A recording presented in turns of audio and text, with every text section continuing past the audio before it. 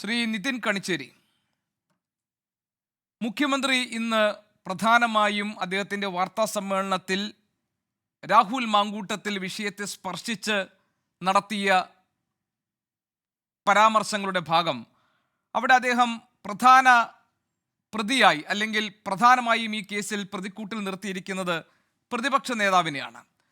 അപ്പോൾ പ്രതിപക്ഷ നേതാവ് തിരിച്ചു ചോദിക്കുന്നു, രണ്ട് ബലാത്സംഗ കേസിൽ പ്രതിയായ ആൾ പിണറായിക്കൊപ്പം ഇരുന്ന് കൈപ്പൊക്കുന്ന ഒരു MLA ആണ്.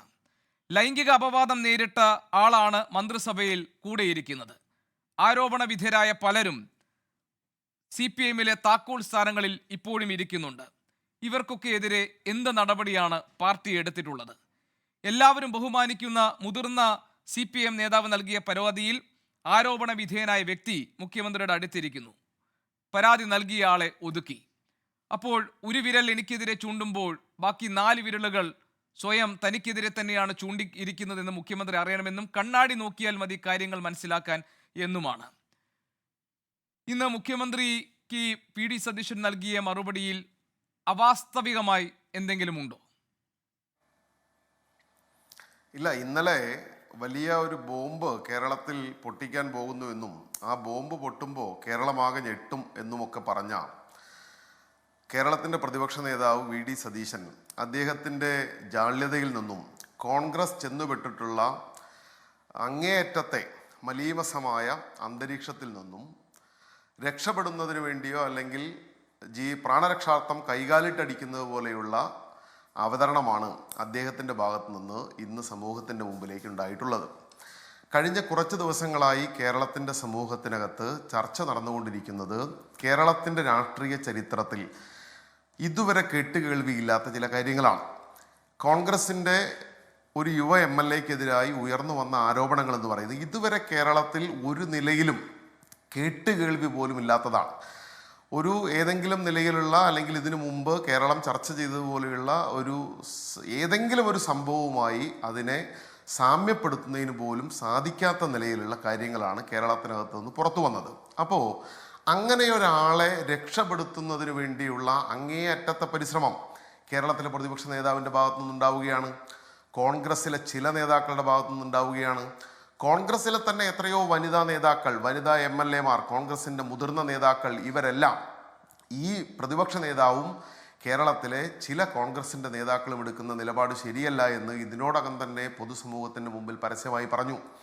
കോൺഗ്രസിന് ആവശ്യമില്ലാത്ത, കോൺഗ്രസിൻ്റെ നിയമസഭാ കക്ഷിയിൽ ഇരിക്കാൻ യോഗ്യതയില്ലാത്ത, കോൺഗ്രസ് പാർട്ടിയിൽ പോലും ഇരിക്കാൻ യോഗ്യതയില്ലാത്ത ഒരാളെയാണോ പാലക്കാട്ടെ ജനങ്ങളുടെ മുകളിൽ കോൺഗ്രസ് അടിച്ചേൽപ്പിക്കുന്നത്?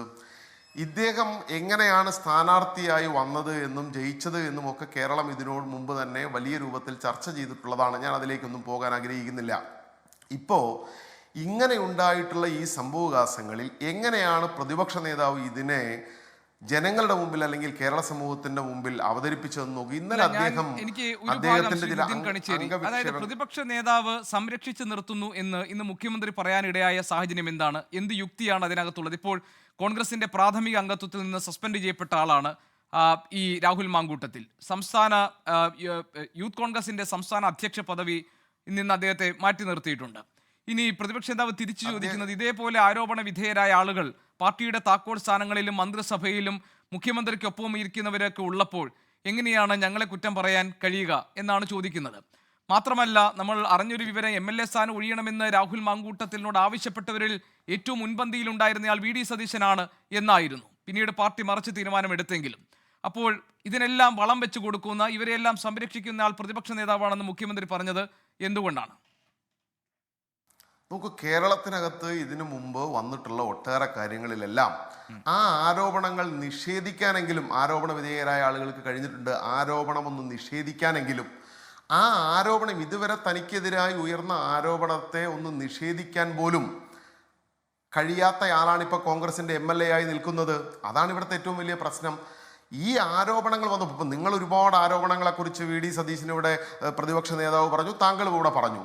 ഇങ്ങനെ വന്നിട്ടുള്ള ആരോപണങ്ങൾ അല്ലെങ്കിൽ കേരളത്തിലെ പ്രതിപക്ഷ നേതാവ് സമൂഹത്തിൻ്റെ മുമ്പിൽ ഇതിനു മുമ്പും വെച്ചിട്ടുള്ള എന്തൊക്കെ ആരോപണങ്ങൾ ഉണ്ടായിരുന്നു, ആ ആരോപണങ്ങളുടെ എല്ലാം യഥാർത്ഥ വസ്തുത പിന്നീട് കേരളം മനസ്സിലാക്കിയതല്ലേ? ഏതെങ്കിലും ഒരു കാര്യത്തിൽ അതിൻ്റെ അങ്ങേയറ്റം വരെ പോകുന്നതിനോ നടപടികൾ ഉണ്ടാക്കുന്നതിനോ പ്രതിപക്ഷ നേതാവിന് കഴിഞ്ഞിട്ടുണ്ടോ? ഇത് രാഷ്ട്രീയ എതിരാളികൾ കൊണ്ടുവന്നൊരു ആരോപണമല്ല. കേരള സമൂഹത്തിനകത്ത് ഉയർന്നു വന്ന ഇപ്പോഴത്തെ പ്രശ്നത്തിൽ കോൺഗ്രസിൻ്റെ MLAക്ക് ഇത് നിഷേധിക്കാൻ പോലും ഇതുവരെയും കഴിഞ്ഞിട്ടില്ല. അങ്ങനെയുള്ള ഒരാളെ ഇപ്പം താങ്കൾ തന്നെ പറയുന്നു രാജിവെപ്പിക്കാൻ മുൻപന്തിയിൽ ഇദ്ദേഹം ഉണ്ടായിരുന്നു എന്ന് പറയുന്നു. പിന്നെ എന്തുകൊണ്ടാണ് രാജിവെക്കാത്തത്? എന്താണ് രാജിവെക്കാനുള്ള തടസ്സം? എന്താണ് ഈ കേരളത്തിനകത്ത്? അപ്പോൾ ഈ MLAയെ സംരക്ഷിച്ച് നിർത്തുന്നതിനുള്ള കാരണം എന്താ? കേരളത്തിനകത്ത് കോൺഗ്രസിനകത്ത് രൂപപ്പെട്ടിട്ടുള്ള ഒരു കോക്കസ് രാഷ്ട്രീയമുണ്ട്. ആ കോക്കസ് രാഷ്ട്രീയത്തിൻ്റെ ചില അല്ലെങ്കിൽ പുറത്തു വരാനിടയുള്ള കഥകളെല്ലാം ഇവരെയെല്ലാം പരസ്പരം അലോസരപ്പെടുത്തുകയും ഭയപ്പെടുത്തുകയും ചെയ്യുന്നു. അതുകൊണ്ടാണ് ഏതവസ്ഥയിലും ഇത്തരം ആളുകൾക്ക് സംരക്ഷണം കൊടുക്കേണ്ട നിലപാടിലേക്ക് കോൺഗ്രസ് എത്തുന്നത്. ആ നിലവാര തകർച്ച, അപ്പോൾ നമ്മുടെ രാഷ്ട്രീയത്തിൻ്റെ മാന്യത കളഞ്ഞതാര് എന്നുള്ളതാണല്ലോ നമ്മുടെ ടൈറ്റിലായിട്ട് നമ്മൾ വെച്ചിട്ടുള്ളത്. നിങ്ങൾ നോക്കൂ, ഒരു ബ്ലാക്ക് മെയിൽ രാഷ്ട്രീയം ഇന്ന് വരെ കേരളത്തിൽ ഏതെങ്കിലും ഒരു പ്രതിപക്ഷ നേതാവ് അല്ലെങ്കിൽ പ്രതിപക്ഷ കക്ഷിയുടെ ഉത്തരവാദിത്തപ്പെട്ടൊരു നേതാവ് അവതരിപ്പിക്കുന്ന പോലെയാണോ പ്രതിപക്ഷ നേതാവ് കാര്യങ്ങൾ അവതരിപ്പിച്ചത്? ഇന്നലെ അദ്ദേഹം പറഞ്ഞത് ആരും എന്നോട് കളിക്കണ്ട, ആരും കളിക്കണ്ട. ഇതിനൊക്കെ നിങ്ങൾ നോക്കൂ, ഒരു ഉത്തരവാദിത്വം അദ്ദേഹത്തിനുണ്ടെങ്കിൽ അദ്ദേഹം ജനങ്ങളുടെ നികുതി പണം വാങ്ങുന്ന പക്ഷേ അങ്ങനെയാണെങ്കിൽ ശ്രീ നിതിൻ കണിച്ചേരി ഇന്ന് മുഖ്യമന്ത്രിയും ഏതാണ്ട് അതേ സ്വഭാവത്തിൽ തന്നെ ചില കാര്യങ്ങൾ പറഞ്ഞല്ലോ. എൻ്റെ കയ്യിലും ചില കാര്യങ്ങളുണ്ട്, മുഖ്യമന്ത്രിയുടെ കയ്യിലും ചില കാര്യങ്ങളുണ്ട്, പക്ഷേ ഇപ്പോൾ മുഖ്യമന്ത്രി നിലയിൽ ഇപ്പോൾ ഞാനത് പുറത്തുവിടുന്നില്ല എന്നാണ്. അത് VD സതീശൻ പറഞ്ഞ ഭാഷയുടെ മറുവശമായിരുന്നില്ലേ? അല്ല, അതാണല്ലോ പറഞ്ഞത്. ഇത് ആരാണ് കേരളത്തിൽ തുടങ്ങി വയ്ക്കുന്ന ആരാ? VD സതീശൻ ഇന്നലെ കേരളത്തിൻ്റെ മുമ്പിൽ അദ്ദേഹം പറഞ്ഞതിൻ്റെ ഒരു ധ്വനി എന്താണ്? നിങ്ങളൊരു ഉത്തരവാദിത്വമുള്ള രാഷ്ട്രീയ നേതാവായിരുന്നു VD സതീശനെങ്കിൽ ഇങ്ങനെയാണോ അദ്ദേഹം ചെയ്യേണ്ടിയിരുന്നത്? അദ്ദേഹത്തിന് കയ്യിലുള്ള ഏതെങ്കിലും കാര്യം അത് അദ്ദേഹത്തിന് പറയാമായിരുന്നു. എൻ്റെ കയ്യിൽ ചില വസ്തുതകൾ ലഭിച്ചിട്ടുണ്ട്, അത് വസ്തുതകളാണോ എന്ന് ഞാൻ അന്വേഷിച്ചു കൊണ്ടിരിക്കുകയാണ്, അല്ലെങ്കിൽ വസ്തുതകളാണ് എന്ന് ബോധ്യപ്പെട്ടാൽ ഞാൻ സമൂഹത്തിൻ്റെ മുമ്പിൽ വയ്ക്കും, അത് കേരള സമൂഹത്തിൽ ഒരുപക്ഷെ ഞെട്ടലുണ്ടാക്കാം. ഇതല്ലേ ഉത്തരവാദിത്തപ്പെട്ടൊരു നേതാവ് പറയേണ്ടിയിരുന്നത്? അങ്ങനെയാണോ അദ്ദേഹം പറഞ്ഞത്? ഏതാണ്ടൊരു ബ്ലാക്ക് മെയിലിംഗ് പൊളിറ്റിക്സ്, ഒരു ബ്ലാക്ക് മെയിൽകാരൻ്റെ മനോനിലയോടുകൂടി കേരളത്തിലെ രാഷ്ട്രീയ നേതാവ് അധപ്പതിച്ചിരിക്കുന്നു എന്നുള്ളതാണ് നമുക്ക് ഇപ്പോൾ കേരളത്തിൽ അദ്ദേഹത്തിൽ നിന്നും കോൺഗ്രസ് ലോകത്തെവിടെയായാലും ഏത് സമയത്തും 24 വാർത്തകളും ഓഗ്മെന്റഡ് റിയാലിറ്റി പാക്കേജുകളും എക്സ്പ്ലെയിനറുകളും വിശദമായി കാണാൻ ഞങ്ങളുടെ YouTube ചാനൽ നിങ്ങൾക്ക് സബ്സ്ക്രൈബ് ചെയ്യാം.